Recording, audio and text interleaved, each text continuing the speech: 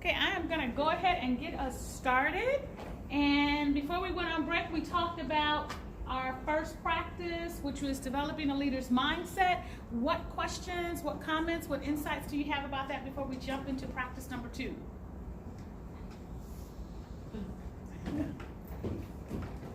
All right, cool. All right, so practice 2 is about holding regular one-on-ones.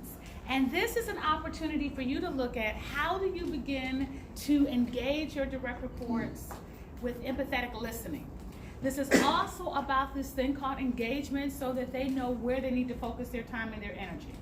So if you go on page 23, you'll see the common mindset that I hold one-on-ones to check on people's progress. If that is the common mindset that you have when it comes to having one-on-ones, how do you show up? What do? You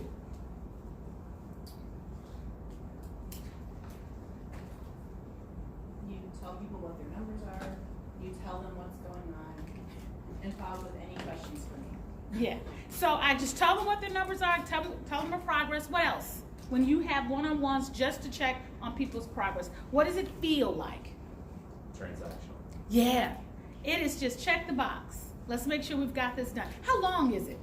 10 minutes. If that, just long enough for me to know that you've got what I asked you to do. What is the result? What do you get from a one-on-one that feels transactional, that's about 10 minutes long, and checking the box? An annoyed rep. You get an annoyed rep. Yeah. Disengagement. You get the disengagement. You have no engagement. What can you do in 10 minutes? Given the amount of work that is before you. So when we talk about a mindset shift, the common mindset should shift to I hold regular one-on-ones to help people get and stay engaged. So what does it look like when a leader is holding a regular one-on-one to help people get and to stay engaged?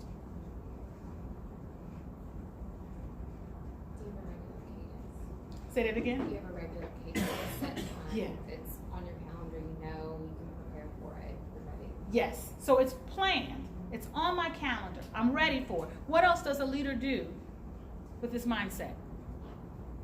One of the things that I always like is just, when somebody asks, like, what roadblocks can I help you clear or clear for you? Like, what's standing in the way of success? I think that would be something that I would carry forward.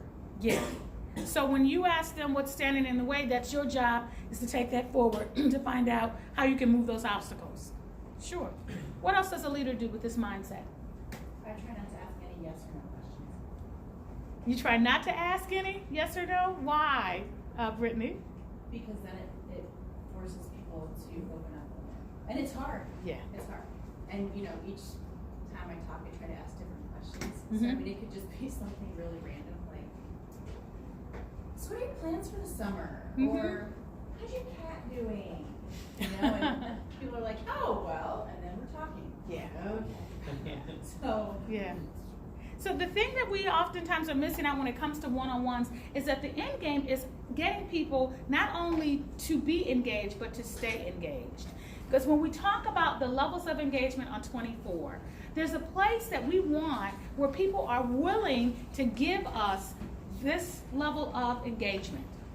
Whether it is creative excitement, whether it is heartfelt commitment, whether it is willing cooperation, you want to see people above the line when it comes to levels of engagement. The challenge is you want to create this environment of trust so that I can give you this. Now let me ask you, can you buy this level of engagement? Can you buy heartfelt commitment? Can you buy creative excitement? Can you buy a willing and cooperative direct report? candy goes a long way. Candy, I know, Janet, it's all about food with you. Is that all it takes? It does. But it's Hey, I had 100% participation in my Voice of Employee survey. You did. So it's obviously something's working with you in that group. Candy. But the key thing is, and we say this in jest, but it is finding out what is the key motivator and what will drive them. So when we talk about creative excitement and this heartfelt commitment and willing cooperation, you may not be able to buy it all the time, but you can create the right environment Well, I give it to you. Haven't you ever had a leader that you work for? You would take the hill for them. They had you so ingrained, had you so engaged that you trusted them. And you said, hey, if they said this is the direction we need to go, I may not know all the variables, but I'm going in that direction. How many of you have ever been at this level in a job, whether at Cardinal Health or not? Anybody ever been what we call above the line? Yeah. Let's talk about what's happening below the line. What is indifferent compliance? Plug in, plug out. I plug in and I plug out. How do I show up? What are you getting from me or not getting from me? Just meeting the basics. Yeah. That's all you're getting. I have no passion. I have no enthusiasm. Just enough not to get fired. Just enough not to get fired. And when it comes to that, guess what? I become resentfully obedient. What is resentful obedience? It's like raising a teenager. Oh, it's like raising a teenager. It's like they're gonna do it, but they're not gonna like you for doing it. And why else are they only doing it? Yeah. Because you're the boss or you're the parent? Yeah, that resentful obedience is I do this because Sharon could terminate me. Or, Wendy could write me up. So just because of that, I'm going to do what they ask me to do. Ever had a person rebel on you in the workplace? What's a rebel? How do rebels show up in the workplace?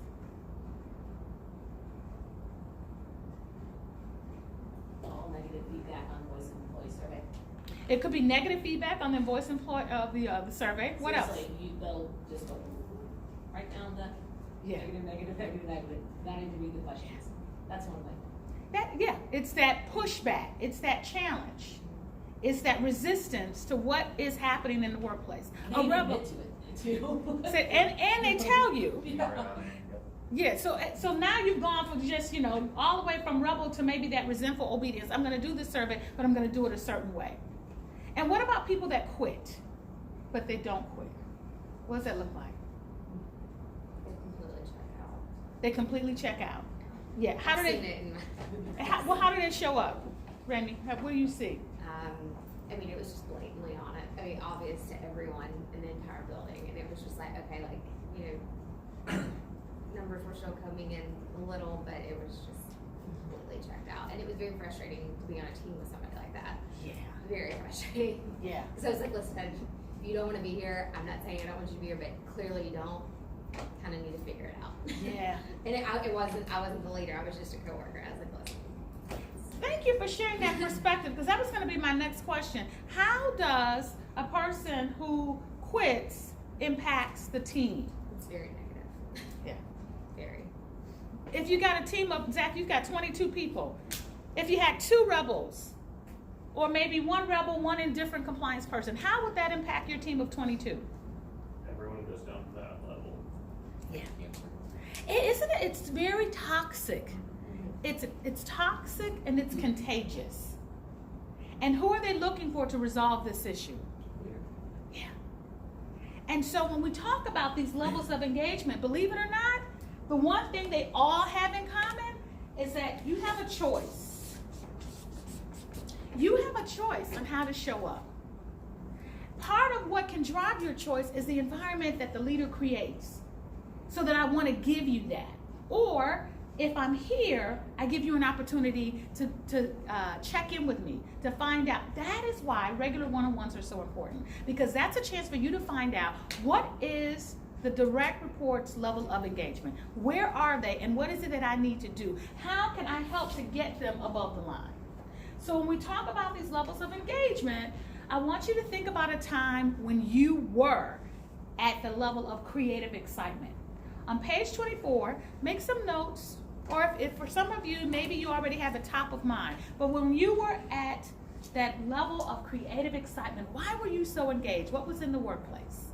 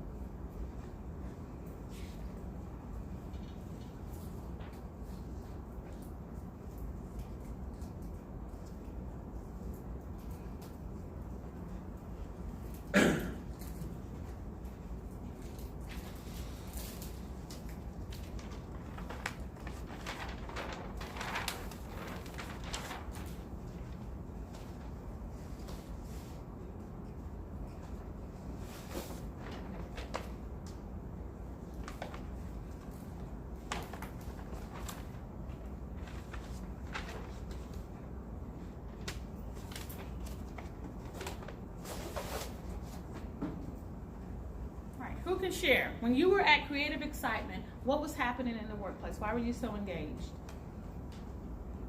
I graduated from pharmacy school, Uh-huh.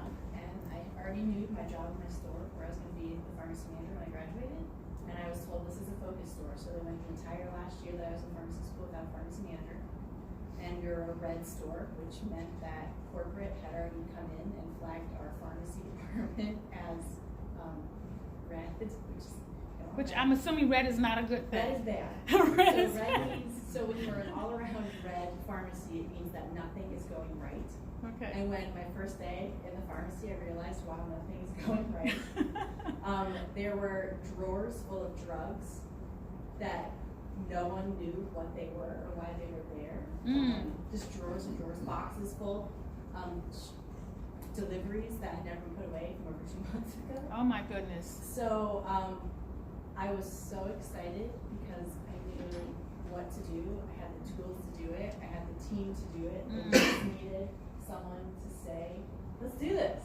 Wow. And I told my manager, I said, give me 90 days and you'll see an increase in our scores. I said, give me a year, you will see a green store. Oh my I said, and give me goodness. one more year beyond that. I said, it will be winning awards. And we did. Oh my gosh, Brittany, that is awesome. So, yeah. So I heard a couple of things in there. Did you all pick up on what it took her to have that creative excitement? What did you hear? Positivity. You heard positivity. What else? What, Confidence. the confidence. What else did you hear? But she had the tools. She had the tools. She had the resources. She had who's buy-in? Ah, man. So you mean to tell me that the corporate rigor was not in play for you, that prevented you from going from red to green? We couldn't go much lower. Good. So you can only go up. From there. You can only go up. Yeah. So there's the element of having valuable, meaningful resources and work that's important, but it's also having that trust. That someone says, I trust that you can get this done. And the one thing I really like what you just shared is that you were engaged enough to know what you needed and said, I'm going to take this on. So it is possible to have that. And part of getting to that is knowing, what do you need? Let's have a meeting. Let's have a regular one-on-ones. But I will stand here before you because I've had one-on-ones that have gone wrong. They always don't go right. Let's talk about what can go wrong with one-on-ones. Because, again, it is a mechanism to getting at people's levels of engagement, but one-on-ones can go wrong. Give me some examples of when you had a one-on-one go wrong. Diverting from the topic is. Okay? So you all get of a off sudden- All of topic? a sudden you're talking about a complaint that they have when you're trying to sit down and coach somebody and you're like, whoa, wait, let's put that aside for a second and let's stay on task here Yeah. with this, what we're Mm-hmm. here to talk about. Yeah. That can really derail the Defensive, one-on-ones. it's almost like a defensive move when you're coaching, so Okay.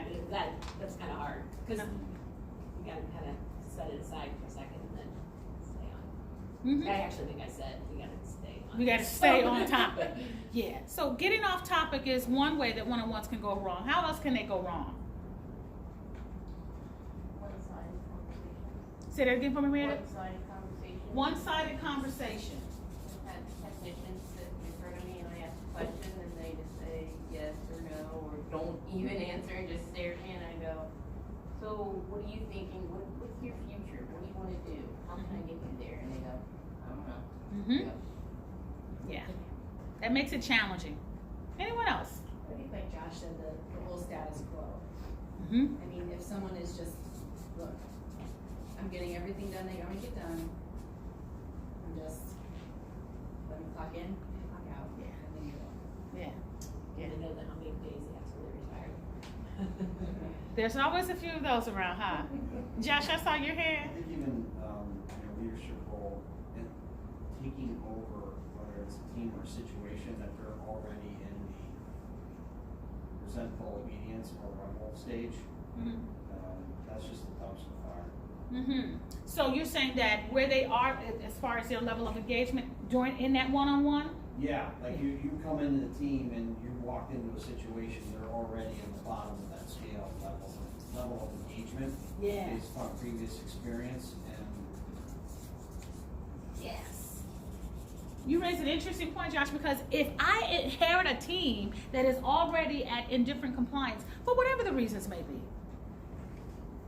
now you have to find a way, how do I re-engage them? Am I the leader to do that? Or are there other issues outside of this that I have to contend with?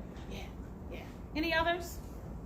On the other side, I don't love when I'll have a manager who makes the one-on-one about their problems, about what they're doing. Like, you come to a one-on-one as somebody who is looking for advice and looking for people to help you as if you're working for someone. Yeah, so The it's... manager monopolizes the time about their problems that like, you don't really care about. I know, what about me? Yeah, it's not about me. I thought this is my one-on-one. Managers need love too, Chris. Yeah.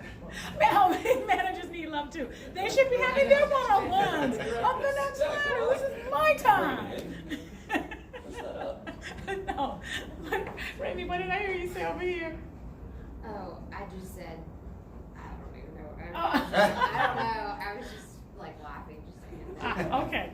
I mean, sometimes mine turns into like a two-way thing. Like I'll unload, she'll unload. We solve the world problems, you know.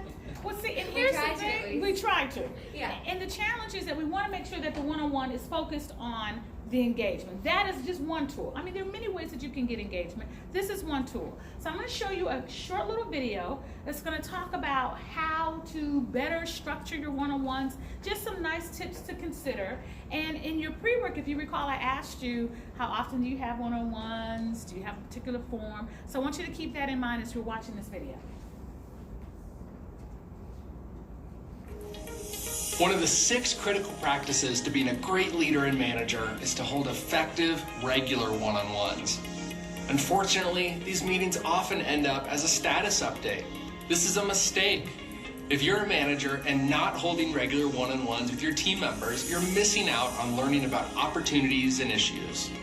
Some of the things you might hear in a one-on-one include, I feel like there's not enough career opportunity at this company, so I've started looking around for a new job.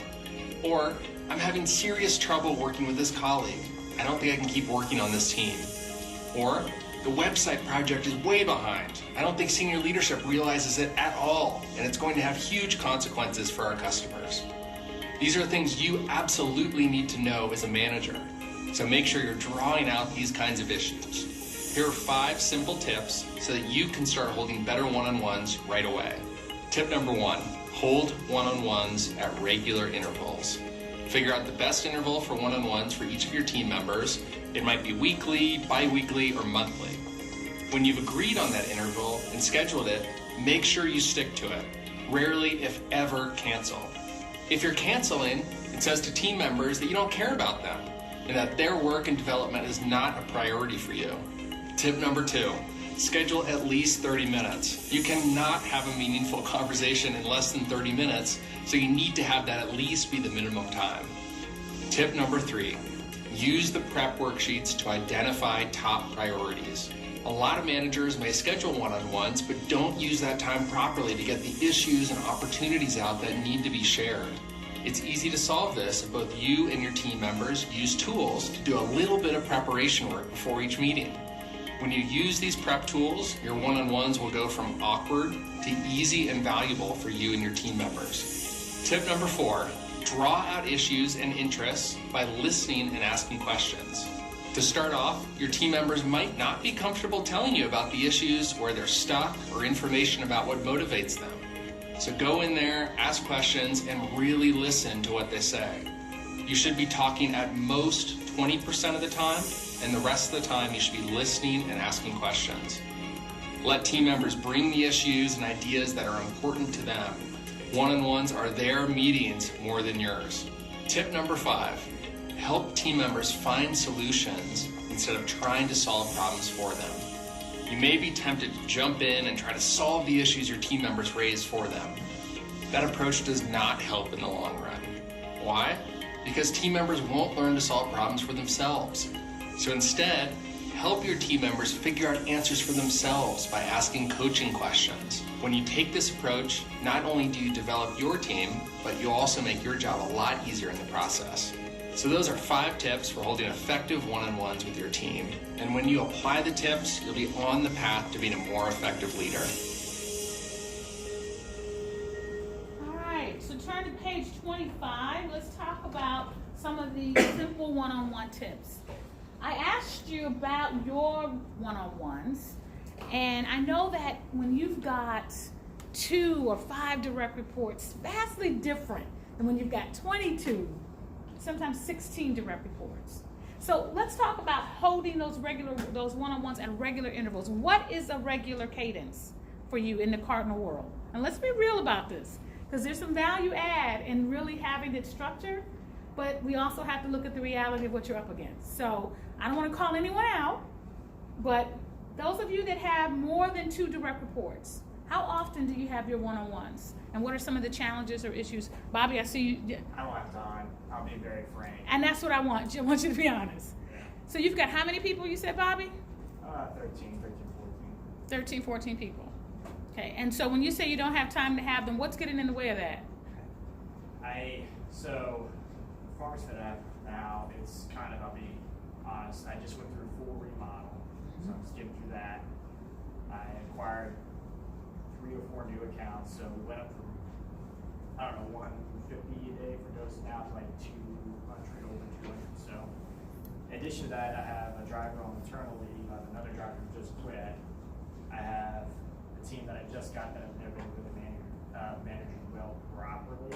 Mm-hmm. So I got this huge, just different dynamics going on. So, and including with that, I just hired a new pharmacist, so I'm trying to build him up. I'm doing really good on that, but I have to do staff duties, which includes, which not many people may not know this, but there's several audits you have to take care of, and the other pharmacist there has never done them. That's been there for 8 years, so I'm doing that too. So I'm doing RSO. So I'm slowly delegating out. But the unfortunate thing is that none of these other members that haven't been trained on it, so I have to kind of take all of it on my plate. So And you've been in this role for how long, Bobby? For this role? Yeah. Like 6 months. 6 months. But I've been with the company for like 9 years, so I know how Sure. to do it all, but it's just like, But can you physically do it all? no. No. And my manager knows that. Yeah. We've been audited that for, and I've explained it to him. He's like, okay, I get it. I'm like, really? Yeah. Yeah. So that's just a glimpse of what can happen when you've got multiple people and multiple challenges and changes in the workplace, and you're trying to have the regular one-on-ones. Anyone else? What's your cadence for one-on-ones? And if you're having them successfully, what's working? If you're struggling with them, where's the pain point? The main point for us is that most of our staff is working overnight. So for me to not have to pay Okay. for them to come to a one-on-one, I have to have all their one-on-ones while they're working. So that means we have to have one-on-ones during slow hours, which are typically between 2 and 5 a.m. So we are trying to scale back on overtime. So we can't even hire someone else. We can't ask someone else to come in and cover, Yeah. because then they roll over into overtime. Mm-hmm. So we're trying to manage how to get these done on the clock when it's not busy and I'm not dead the next day. Yeah. Real talk for the individual contributors. Welcome to the world of management.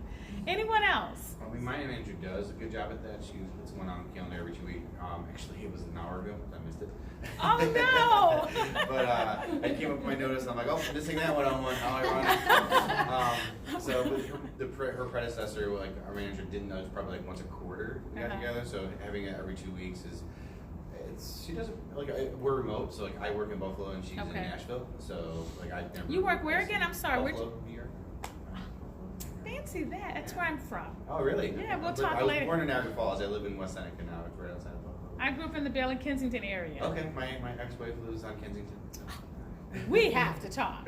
right by Bailey, Kensington, right, Oh like my in the Cheektowaga border, you know. The Buffalo border. Yeah. So, but how many direct reports does your manager have? 6 or 7. 6 or 7. Yeah. Six, Okay. 6, 7. Yeah. Kind of new, Lindsay, or no? Okay. So we've got 6 or 7, making it happen, got it on schedule. We've got, how many, Bobby, did you say you have? 15? Yeah, correct. 15, and then you've got yours. How many? 30? Yeah. 28 pharmacists, 2 technicians, Wow. and then during the day, I'm part of most of our hospital safety committee meetings, which Yeah. are once a month, so there's 60 of them. Mm-hmm. So some days literally from 7 a.m. until 6:30 p.m. I'm in safety committee meetings or quality assurance meetings, so means I've neglected Wow. all my emails, all my staff. Sure. Anyone else? Success or challenges with regular one-on-ones? Janet? So when I took over the position, I kind of wanted my one-on-ones not to be so formal. Mm-hmm. And so I chose, we have a 9 to 5 shift, and when I worked there is one of my direct reports between 4 and 5 Mm-hmm. all the time, only one there in the location. So I decided, oh, that's how I'm gonna do it, they're gonna be informal, I'll just, Yeah. hey, come out and let's chit chat. But now that like I'm in this class, I'm like, I don't think I'm formal enough. Yeah. But Mm-hmm.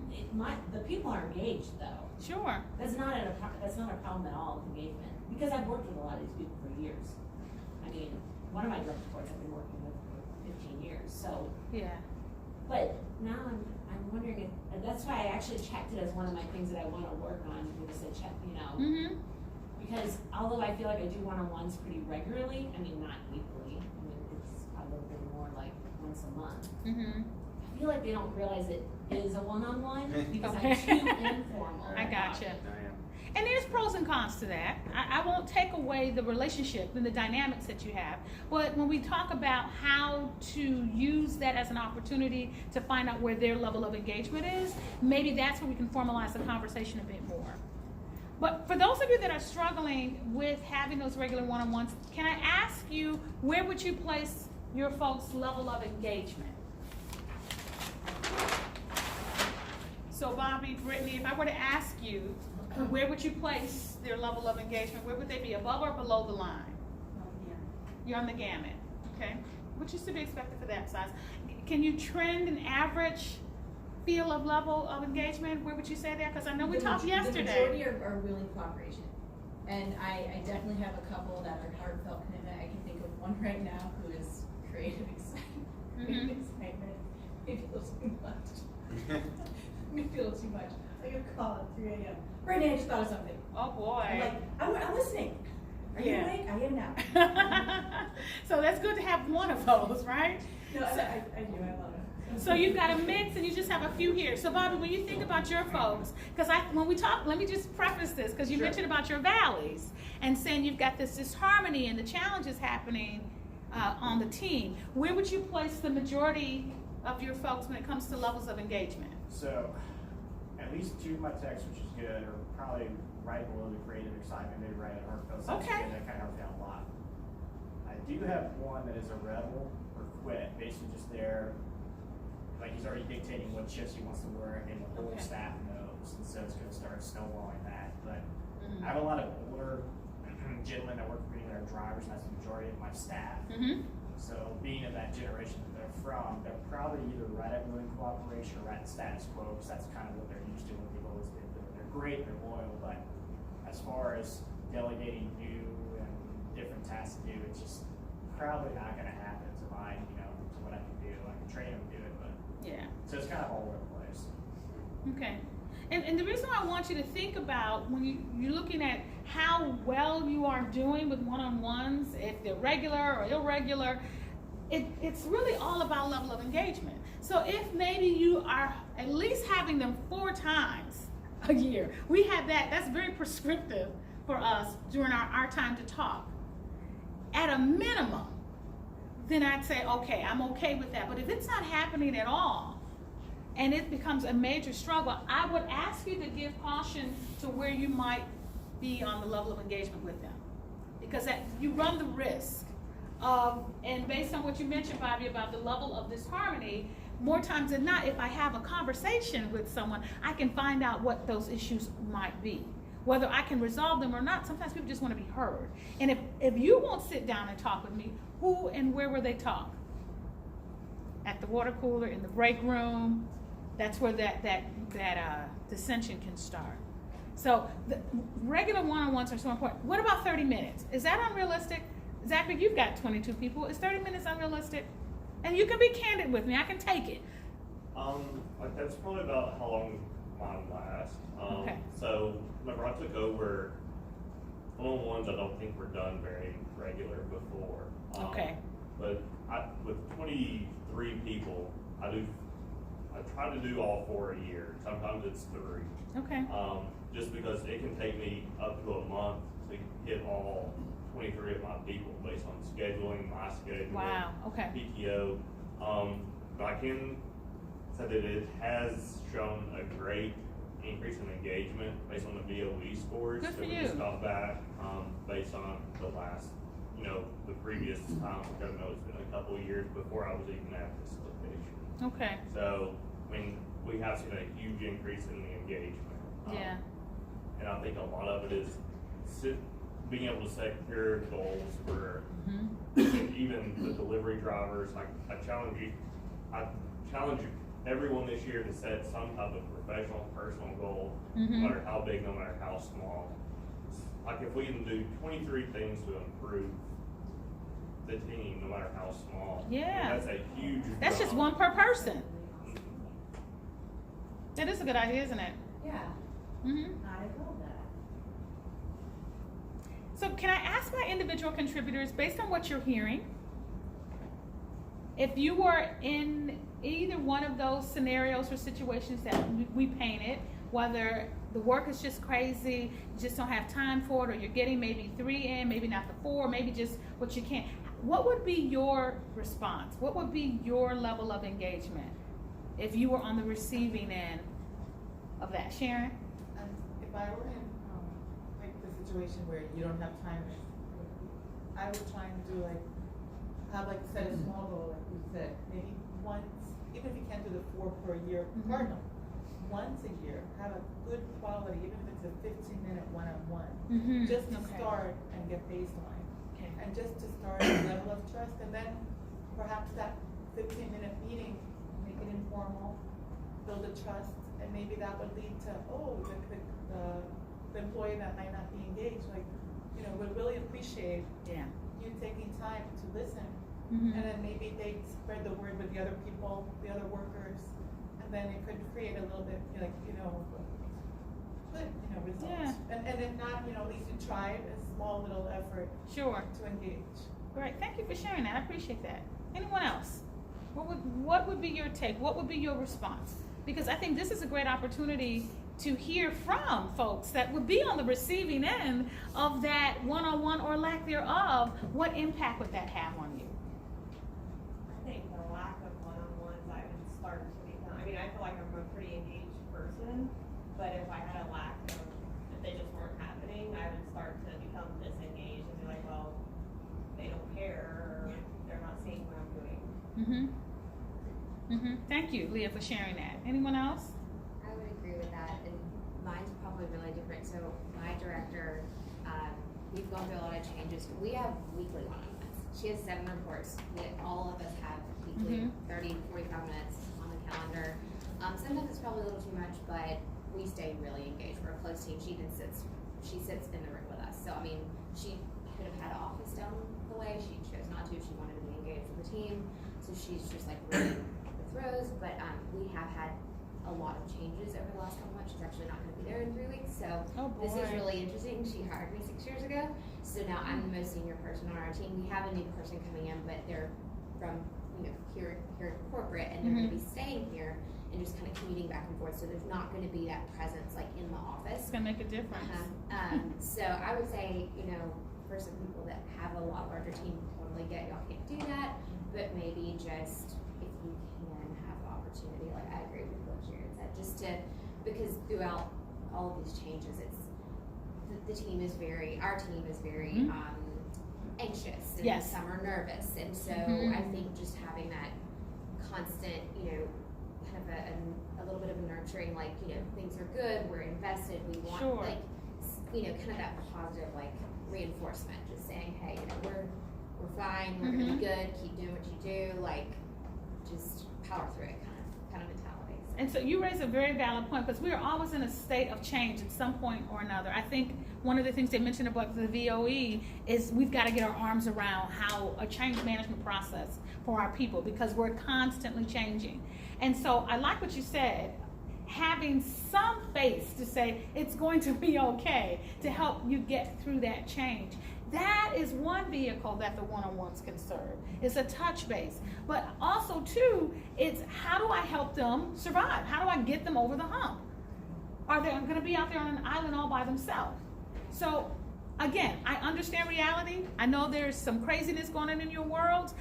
There may be missed opportunities with one-on-ones to help alleviate some of that by getting them involved, so that it's just not you by yourself. Again, we're talking about getting work through people, not just by ourselves as leaders. And one-on-ones can help you gauge, okay, who can help me with this? Who can I draw on with that? It can seem overwhelming. I mean, I empathize with you, Bobby. And you're right, Brittany. You know, you're trying to stay focused and stay on top. I want you to also start to think about, how can I best use my energy to get this work done through other people? So we've given you some really cool sample forms. I like the forms, and I don't know if I'm just a form kind of person. So Janet, you mentioned about, you know, maybe formalizing it a bit. If you look on page 26, you don't have to use everything here, but there may be some things that really resonate that you can take back and say, hey, you know what, next time I'm doing a one-on-one, I'm gonna not only just talk about priorities, but I really get a kick out of page 27. The challenges, opportunities, and support. If you only asked me, where can I help you with your work? What are you most concerned about? What's your biggest challenge and why? What's the biggest opportunity we've missed? On a scale of 1 to 10, how happy are you working here? Now, don't be afraid of the answer, because you want truth. So this is an example of the one-on-one prep that we suggest that managers consider using. And you have a blank copy on page 28. But you want to really, really know what really gets me excited is page 30. And so when Meredith was talking about how you can have a one-on-one schedule and the person just sit there and they're not saying anything and they're not engaged, what is that like when you have someone on the receiving end of this one-on-one that you have struggled to put on the calendar and they're not engaged and they're not saying anything? What does that feel like to you as the leader? It's a waste of time. It's a waste of time. What else? Awkward. Yeah, it can be awkward. That is why I really like page 30, because page 31 says, hey, this is a partnership. It's not just my one-on-one, as you mentioned, Chris. It's not your, it's the direct reports one-on-one. We recommend that you give this form to your direct report before the one-on-one, that it becomes a part of the normal process. And if you notice, it asks outcomes from your previous one, biggest challenges, things my manager should know, additional information I need for my job, other projects or tasks I want to talk about. This is a great tool. Now, I'm a little biased, but for those of you that are looking at it, what do you think? Individual contributors in the room, what do you think? Could you see yourself completing this form? And if you happen to have a leader who may not do a stellar job at a one-on-one, could you see this helping you to get what you need? Yeah. I know Absolutely. Several times I asked, you know, when I was staffing, I would have our one-on-one sessions, and I said, we'd go through the numbers, the whole checklist. That was my one-on-one, and I'd say, okay, what can I do better? Yeah. Wait, you're where you need to be. And I said, it's not good enough. Mm-hmm. I said, what do I need to do better? I need some feedback. Mm-hmm. Give me something to work on. Mm-hmm. What do you want to work on? I don't know what I don't know. Sure. Like, Yeah. help me do better, something. You know, is there anything I can do for the team? Is there anything I can do for you? When I was a lead. Good for you. Same thing. Okay, boss guy, you're overwhelmed because the team's not getting material. You know, we're not getting X, Y, and Z. What can I take off your plate? Mm-hmm. Okay, you have to sit in on these meetings. Is that something you have to sit in on, or is that something I can sit on for you? So this is a conversation that you have with your boss? Yeah. Awesome. Good for you. Before this role. Yeah. So I'm like, okay, scheduling. I was like, you're done. We're not getting the scheduling until the Sunday of the week that we're working. I said, we're gonna take it. Yeah. So Good what for you. else? But it's hard when you have that type of one-on-one. This would have been Mm-hmm. amazing. Cool. Well, now you have it. So now you can. Is this somewhere that we can print these off? I'm so glad you asked that. As part of your participation in FranklinCovey's All Access Pass, you will have all of this information in electronic forms available to you. You will also have access to all the videos that I'm showing in case you want to use them to kind of tee up some conversations with your direct reports. But the All Access Pass guarantees you this and beyond information. So I'm going to talk a little bit about that at the end when we wrap up. But yeah, you can get it in electronic form. All right. What questions, what comments, what insights, and as you all know I like to say, what snide remarks do you have about the prep one-on-one sheet? The team member sheet? So again, just reinforcing that scheduling. Find what works for you. I'm a realist. I know they're up against a lot of competing challenges. I tell you, the things that you mentioned in the Valley may very well be offset it if you can get that in. So we've talked about the Prep 101 form. I love this quote. It says that empathetic listening increases your ability to understand other people. When listening empathetically, you move from certainty to curiosity. And instead of assuming you know other people's thoughts and feelings and perspectives, you are seeking to learn what they see and how they feel. What do you think we mean by moving from certainty to curiosity when you do empathetic listening? What does that mean?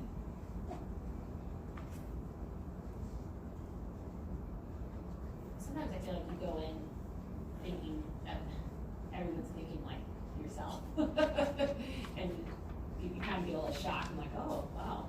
Yeah, I had one of those where I just assume everybody's got the same mindset as me.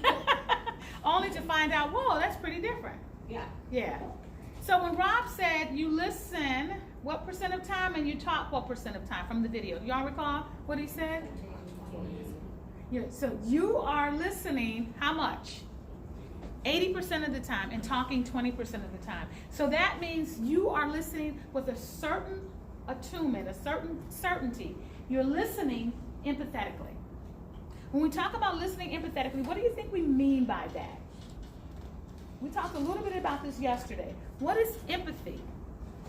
Being able to put yourself in someone else's shoes and Yeah. actually taking on that emotion or experience. Yeah, putting myself in their shoes, being able to somehow relate to them. And so when we talk about empathetic listening, it is a skill. I have to start with the intent though. What is my intent when I'm listening? I'm listening to understand where you're coming from. That means I have to listen with a certain level of neutrality. Even though I know the job, even though I've done the job, I still have to listen with a certain level of neutrality so that I can be biased, so I can hear what you might be experiencing. So a part of listening empathetically is then taking that listening and applying it with a skill. So let's talk about the intent. If you notice on page 33, giving you some useful responses that you can start off to demonstrate your empathetic listening. It sounds like you feel, and then notice in the blue shaded area some examples of that. So what would it sound like? You feel, somebody read one of those off for me. In the blue shaded box? Misunderstood. Yes, sounds like you feel misunderstood. So you are saying, somebody give me one of those in the box. Maybe that's not a good one. Hold on, let's try another one. It sounds like you feel anxious or nervous or foolish. The design of this is to make sure that if I'm communicating with you about my frustrations with the job, I need more help, more times than not, there's some emotions tied to that. Your job to listen empathetically is to pick up on that and then give that back to that person. You sound annoyed. You sound frustrated about having to get this project done. What's the benefit in being able to sit quietly and listen and then empathetically respond back to that individual? What does that do for that conversation? What do you think? Makes the person feel understood and heard. Exactly. It makes a person feel understood and heard. One of the traits that is very common at Cardinal Health, when someone is telling us something, a challenge or a struggle, we go into this mode. Anybody know what that mode is that we go into? Fix it. Thank you, Chris. We go into fix it mode. We immediately start to figure out, how can I fix this for that person? More times than not, that is not where you need to be. Because if you're trying to fix it, who owns it? You own it. Your job at this point is to just listen and respond empathetically to what that individual is saying about whatever that is. So that means you focus on your intent.